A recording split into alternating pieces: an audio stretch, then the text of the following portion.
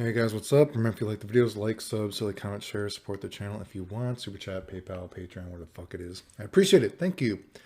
So, recently I played KARNOVS Revenge again for the first time in a few years. And something that I've talked about that I think is interesting in this game is how Mizoguchi can legitimately aim for dizzy spots, right? Which is not only competitively interesting, but when I talk about how the narrative in a video game can actually help teach the casual viewer more about the game, giving them kind of a crash course of what they're about to get into, he's also important and interesting from that perspective as well. So again, since I had the game end recently, let me go over some recordings to show this, as I do think it's pretty cool and interesting. Before I start, hopefully you basically know what Mizoguchi can do in this game with hurricane kick loops, blah, blah, blah, which is basically hurricane kick, then you do a light, hard hurricane kick till you get pushed out, then a light into a hard punch DP, yada, yada, yada. So the interesting part about this, though, comes in what lights you want to use accordingly to hit what part of the dizzy spot, and then what hard punch or hard kick you want to do in order to then hit a different dizzy spot, same dizzy spot, whatever the fuck it is, right? But let's take this a step further. Let's look at some examples here. Let's assume we are in a match and we've hit some dizzy spots on the dude, right? Now let's assume that we have now hit a random hurricane kick. Well, if we were to just do a light and then a hard, whatever it might be, and aim for that dizzy spot, this could be a waste. So let's imagine this situation where we could actually now purposely, instead of just doing a normal stand hard punch, stand hard kick, whatever it is, to dizzy him outright, what if we do a duck hard punch? Excuse me, sorry. To purposely miss the dizzy spot, which then allows us to do another full hurricane kick loop, which then allows us to link another light before we eventually dizzy the guy. So we're doing more damage before we even dizzy him, which then allows for the kill combo off the dizzy to be simpler. Does that make sense? So we then have examples of how I talk about how Mizoguchi's Big Blue is one of the greatest moves in fighting game history, I think, actually.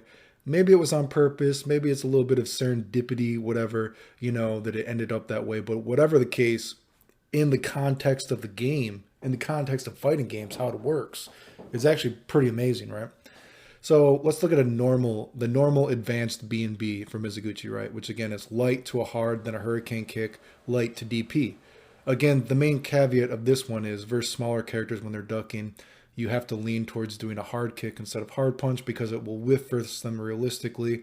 Also, stand hard kick has less range, which it comes out proximity wise, which can create a conundrum in real matches sometimes, which if you've ever seen me play, a lot of times I'll just do lights into a hard DP because you basically can't miss it and you can adjust accordingly. But besides that, in this situation where we are versus this kind of character, whatever it might be, with a hard to hit dizzy spot, say it's versus Yummy, Lee, Jean, whatever, we can actually just do a hard into a Big Blue. And Big Blue just so happens, again, maybe it was on purpose, serendipity, Jurassic Park, nature will find a way, whatever it is. What kind of bullshit? I don't know. But this just so happens to always do 2 hits of a hard to hit dizzy spot, right? So you're like, oh, geez, I could take the damage or I could switch it up and outright kill the guy, right? So you can see here, there's a bit of a mind game here. There's actually pretty good combo variety in this game. And by switching it up, you can change that normal advanced B&B into a specific B&B, which then can outright kill the guy, right? And this can also be important as some characters, it's even possible, I'll show here, that if you time your sort of this B&B too slowly, the hard punch can even miss, or the DP part can even miss, right? So this is pretty important actually, right? If you're trying to play the game as optimally as possible, right? Also, it doesn't even in there because let's say we're versing a character like Ray who protects his dizzy spot very well.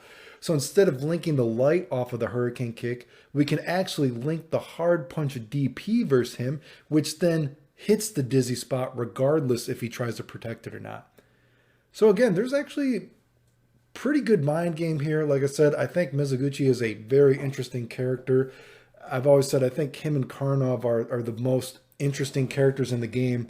And the narrative of a game can be very important. And it's important to have characters that are good competitively that show off the game well because it helps, the narrative of a video game for a casual viewer that brings in that audience, right? And I think that is a part where Karnov's Revenge failed as a game, because it has Karnov. Karnov is a good, poster boy. Whatever that word is for the game, right? Mizoguchi would have been another good poster boy, but competitively speaking, to play Mizoguchi on this level, again, no one had even showed that this kind of stuff was possible until I did it, right? That I've ever seen. Fuck, right? You know what I mean? And he's just not as played as much as other characters, so he's not, if someone just watches the game and they see a character like Ray, they're like, oh, this is just a Street Fighter clone. Maybe they might think that. They might think it's boring, but, that's when I talk about these game theory videos, how narrative can be important. And I always think that Mizoguchi is actually a pretty fucking amazing character when you think about fighting games and the history of them. And remember, if you like the videos, like, subscribe, comment, share, support the channel if you can. I appreciate it. Thanks. The end.